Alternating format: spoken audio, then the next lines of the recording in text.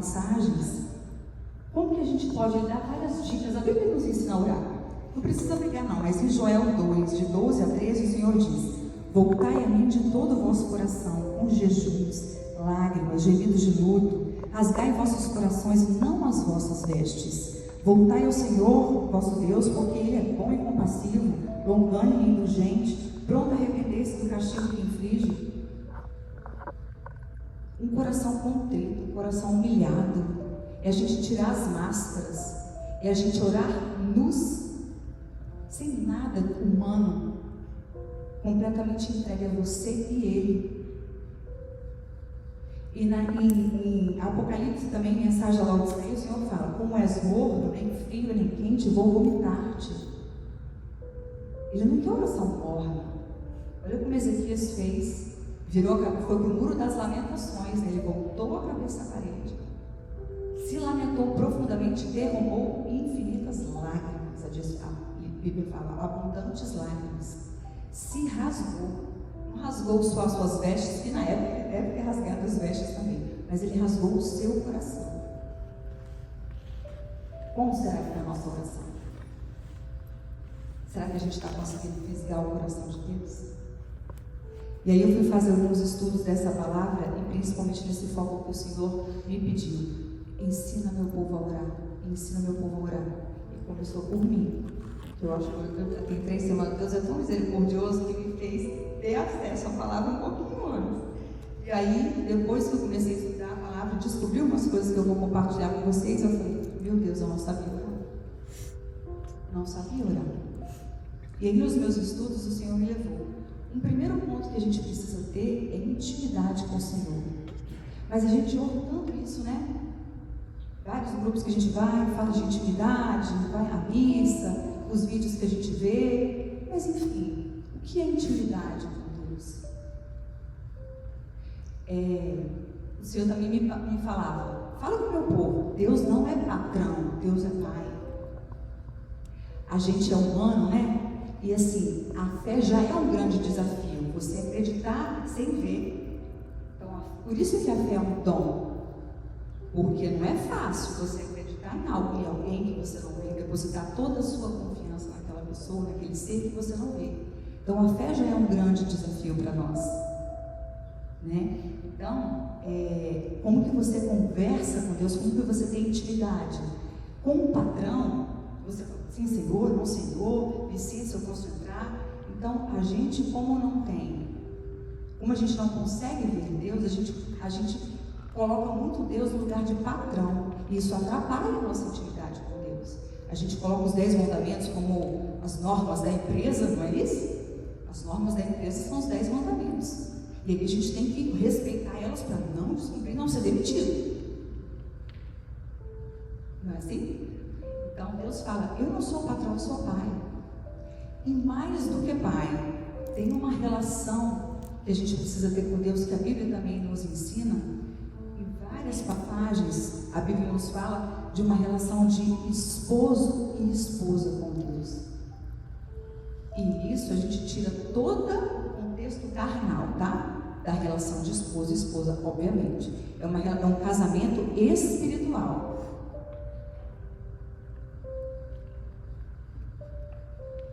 Nas suas orações, você precisa chamar mais o Senhor de pai, de amado, meu esposo. E aí você começa a ter intimidade com Deus. Com o seu esposo, você casa e você partilha tudo com ele. E você tem uma intimidade com ele, só você e ele, ou só você e ela, no caso da esposa, sem ninguém perto. Essa é a conversa, é essa intimidade com Deus que a gente precisa ter. É ter um romance, sabe, com Deus. Vamos conquistar essa relação, esse esposo. Ele quer que sejamos esposas dele, espirituais. Então essa é a intimidade que o primeiro ponto que Deus nos pede, para a gente conseguir uma oração parecida com a de Ezequias. Igual vai ser, depende disso, né? Mas parecida. O segundo ponto que o Senhor fala conosco é para termos aliança com Ele. O que é ter aliança com Deus? O que é ter uma aliança com Deus? Quando você casa, e você coloca uma aliança no seu dedo, a partir daquele momento, tudo da sua vida, você divide com o seu esposo, com a sua esposa, mas é tudo. E se você não divide tudo, o que acontece com o seu casamento? Falha, né? Será que o nosso casamento com Deus está falho? Será que nós estamos dividindo tudo com Ele? Senhor, eu quero comprar um carro, o Senhor me permite? É a minha hora de comprar um carro, Senhor? Senhor, eu quero esse trabalho. Vai na frente, arruma ele para mim. Das coisas mais simples às coisas mais complexas. É uma aliança com Deus, é dividir uma história com Deus. Ana, mãe de Samuel, orou por 18 anos para ter Samuel. Ela era estéril. Mas no 19º ano, ela orou para Deus assim. Entrou no templo, foi ousada, que é um próximo ponto, foi ousada, entrou no templo e falou: Senhor, eu quero ter um filho. E se o Senhor me der a graça de ter um filho, e ele for varão, ele vai se chamar Samuel. Mas ele não vai ser meu, ele vai ser dele. Nesse momento ela fez uma aliança com Deus. E a oração dela foi ouvida. 19 anos depois. Então vamos. E hoje o Senhor faz promessas de resgate de alianças aqui hoje. Resgate de alianças. Algumas pessoas podem ter feito algum divórcio com Deus. Mas Ele não quer divórcio conosco, Ele quer aliança no dedo.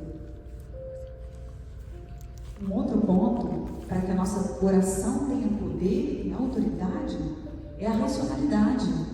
Como que nós estamos pedindo as coisas para Deus? O primeiro ponto que nós precisamos entender é que o Senhor não quer nada além da nossa salvação. Nada. Tudo que Ele te conceder, se for para a sua salvação, Ele vai conceder. Se não for para a sua salvação, Ele não vai conceder. Ele não quer que você seja bem sucedido aqui. Não é essa a maior preocupação de Deus. Não quer que você seja feliz aqui no mundo. Ele quer você lá no céu, do lado dele, pertinho dele. Então, se a cura dessa doença te levar para o céu, Ele vai curar. Se esse trabalho que você está pedindo te levar para o céu, Ele vai conceder. Então, como você está pedindo para Deus as coisas? Senhor, manda meu marido de volta para casa. Casamento, né? A gente tem que salvar o nosso casamento. Aí seu marido já te bateu, já usou droga, já bebe, faz tudo de errado. Você quer que ele volte para casa desse jeito? Ou você tem que pedir: Senhor, rasga o coração do meu esposo, derruba ele no chão, manda ele para o pó, reconstrui ele primeiro, para depois o Senhor reconstruir a minha família, porque eu quero salvar o meu casamento. É uma oração com racionalidade. Você sabe o que você está pedindo. Ajuda Deus a calcular melhor as coisas da sua vida, né? Pedir sem lógica é difícil, né? Até para Ele pedir, não para nós. Quando eu estava nesse ponto, eu lembrei, engraçadinho, eu tinha uma secretária do lar no Brasil, né? Até mais da família do que tudo, uma fofa de pessoa. E ela era semi-analfabeta, né? Estudou muito pouco. E ela falava assim: olha, quando você for pedir essas coisas para Deus, você pede para Ele te dar paciência, não pede sabedoria, porque se você te pedir a paciência, Ele vai te dar a prova.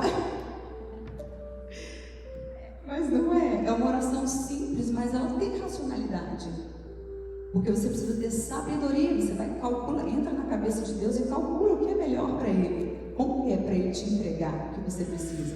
Sabedoria é o melhor. Porque com a sabedoria você vai lidar com toda e qualquer situação da sua vida. Não só a paciência para lidar com os filhos, mas para você ter paciência para todas as situações da sua vida. Então, a racionalidade é um ponto importante para a nossa oração. E por fim, a coragem. Ezequias recebeu uma sentença de morte ali, sem dó nem piedade de Isaías. Ele foi certeiro: você vai morrer. O que ele poderia ter feito? Oh, meu Senhor, chegou a minha hora. Vou morrer, já não tem mais jeito, é meu fim. Se lamentar e tudo. Ele enfrentou: não, Senhor. Eu sou fiel, eu sempre fui fiel. Sou fiel até aqui.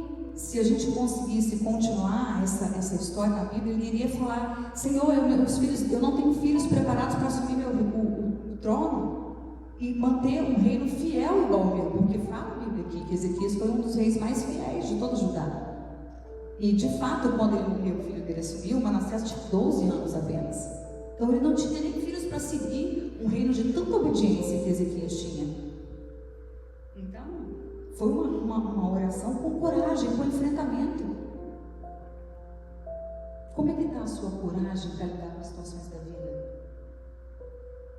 Vamos trazer agora a nossa relação de pais e filhos como humanos. A gente precisa de comparações com as nossas relações humanas para a gente entender melhor o que o Senhor está querendo dizer para nós. Quando o seu filho faz um bem feito, ganha uma medalha importante no esporte, na escola, o que você pode falar? Fala o que você quer que não é assim que a gente faz. A gente se enche de orgulho e o que ele pedir você vai ter desejo de dar. Agora, se ele te constrange, se ele te decepciona, você não vai precisar castigar. Ou ele vai falar, você vai falar, chocolate agora não. Você não foi como os meninos. Então precisamos ter coragem de enfrentar e sermos corajosos com a situação das nossas vidas para orgulhar a Deus. E para que nossas orações também sejam atendidas. Então, quais são os 4 caminhos que a gente pode trabalhar em nós mesmos para que a gente tenha mais poder em nossa oração? Qual o primeiro ponto? Intimidade com Deus. Qual o segundo ponto que a gente precisa trabalhar? Termos aliança com Deus. Qual o terceiro ponto que a gente precisa trabalhar? Racionalidade nos nossos pedidos. E, 4º ponto, coragem. Se a gente conseguir todos esses pontos, a gente vai chegar perto da oração de Isaías e colocar em ordem a nossa casa, que é o pedido de Isaías. Coloque em ordem a nossa casa aqui. O Senhor quer colocar como a nossa vida interior. Organiza, arruma, obediência a todos os meus planos. E a gente consegue colocar em ordem a nossa casa e consegue fazer com que nossas orações sejam atendidas. Eu falava que eu aprendi, como é que ora há umas semanas atrás, porque eu já tinha recebido essa palavra e passei por umas batalhas aí, umas 2 ou 3 semanas atrás. Sou recém-imigrante, e todo mundo aqui que é imigrante sabe que a vida de imigrante não é fácil, mas que a gente venha cheio de sonhos achando que eu vou tirar de letra. Tira nada, é difícil pra caramba. Tem uns momentos assim, bem pesados na nossa vida. Então eu passei por momentos, por grandes batalhas. E aí numa dessas batalhas, o Senhor jogou assim, a palavra de Ezequias, a palavra dos reis. E aí eu lembrei de Ezequias, a oração dele, e rasguei meu coração. Ajoelhei, chorei e falei: Senhor, eu te fui fiel, eu te escutei. Se eu estou aqui é porque o Senhor falou comigo.